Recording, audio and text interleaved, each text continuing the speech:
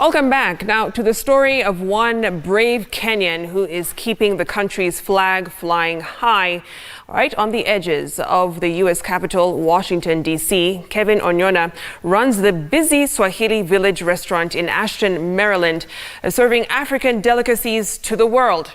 Well, Kevin, who is a cancer survivor, is now planning to expand the business into other parts of the USA to keep the taste of Kenya alive in a foreign land. Jeff Koinange has the amazing story of Kevin, whose American dream nearly turned into a nightmare. It's early Saturday morning at the Onyona residence in the very upmarket neighborhood of Ashton, Maryland, just outside the U.S. capital, Washington, D.C. Kevin and his wife Lynn are preparing breakfast for their 4 young children. I think that's a problem. Hiring domestic staff here in the U.S. is very expensive. So families like this have to do just about everything for themselves.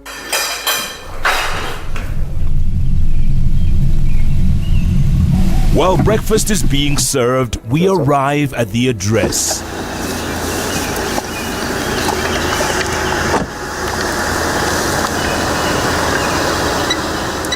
Punch in the secret code to enter the gate and drive into the palatial home.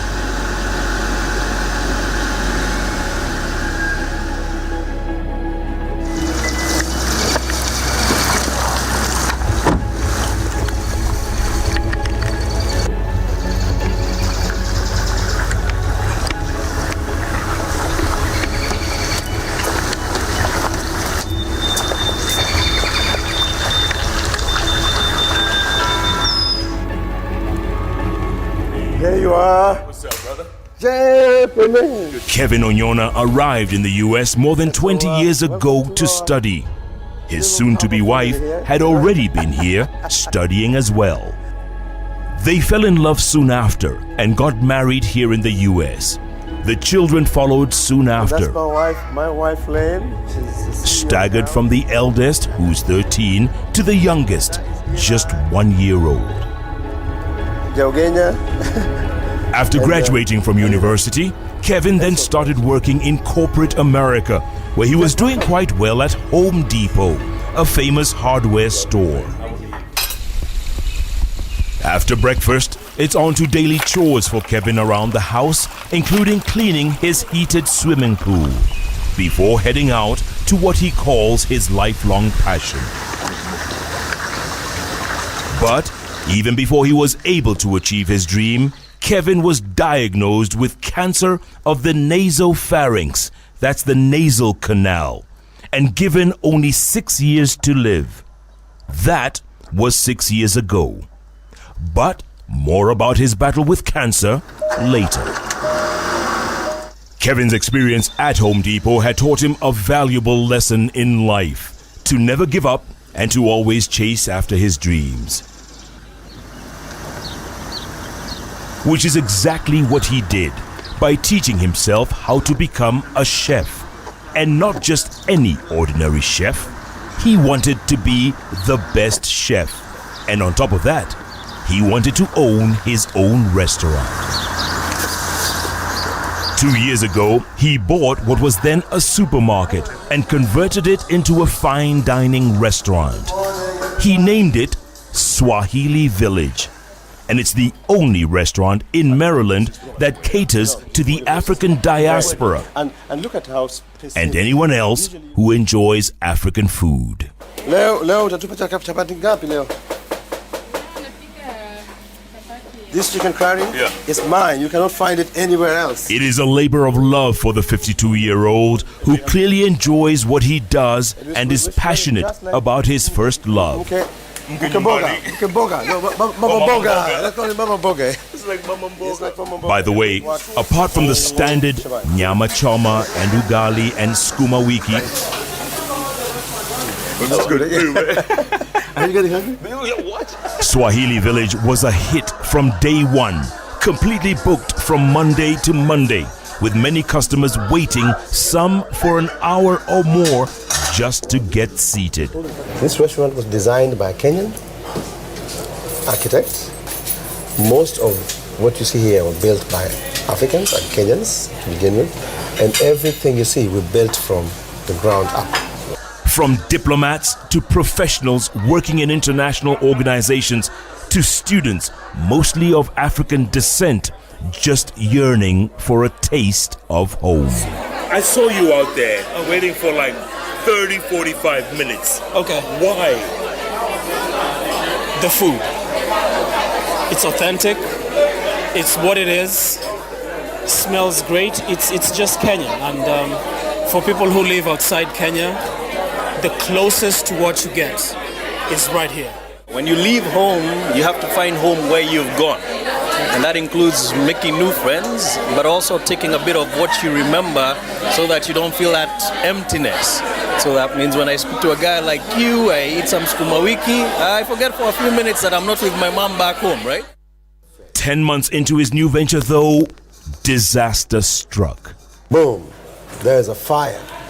After 2 years of some serious successful business, and we were growing at the rate of 30%. Swahili Village was closed for almost a year, losing millions of dollars. That's hundreds of millions of shillings in revenue.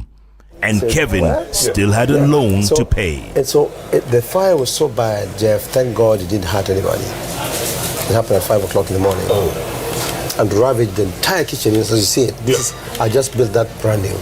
The entire kitchen and a lot of the front, because when the firemen come, you know how they come. They hit everything. Anything in their way, so a lot of damage.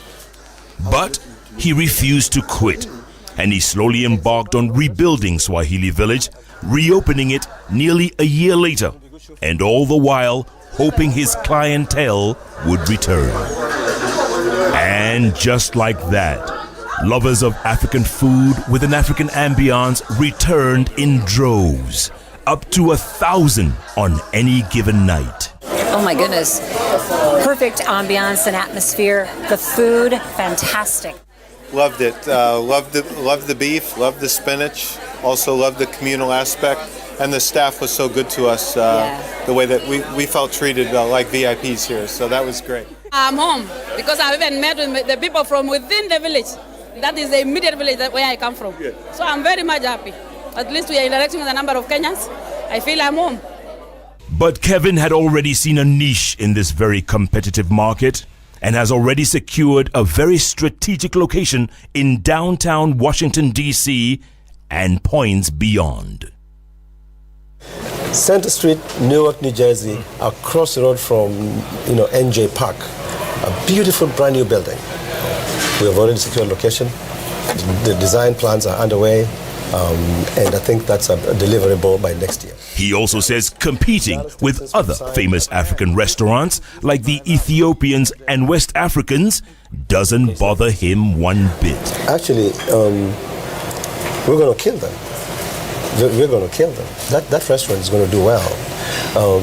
DC is starved for a good upscale African. Even Ethiopian restaurants that you find there are on small streets, but they don't serve the entire, continent as such. They are a good representation, but now we're coming in to elevate at the highest level of fine dining, of African, authentic African cuisine. It is not By the way, regarding the nasopharynx cancer, my wife used to tell me, Kevin, something is wrong with you, the way you breathe. When you go to bed at night, there's something really wrong. You need to see a doctor. And you know what I said to her? No, I need to see an ENT doctor, not just a doctor, because that's in my nose. So Kevin took it all in stride and took it head on. So I was on stage 3, and they told me, we're going to kill it. But Kevin, we're going to fight. We're going to give you 30%. We're going to give ourselves 30%. You give us 70. If you swear, if you promise us 70%, we're going to kill this cancer. So what do you mean by 70%? It's going to come from you. You're not quitting. You're not giving up. Eventually ending up beating it through rigorous and sometimes very painful chemotherapy. He's been in remission now for more than a year. And I went to remission year number 4. It was gone. And is even talking about his long-term goals for Swahili Village. 10 years from now, Swahili Village is going to be $200-300 million business.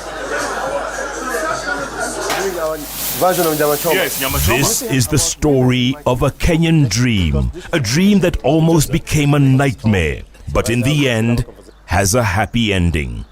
Kevin Onyona is living his dream and proving every day that nothing in life is impossible if one just has the right attitude and the strength and the spirit to fight on and never give up. It's attitude and humility. If you lack those two, you're going to be stopped somewhere. Because your attitude, I believe, is really what drives. It's that part of you that lets you see opportunity, see it even in the worst situations, in people. Jeff Koinange for Citizen Television, Ashton, Maryland.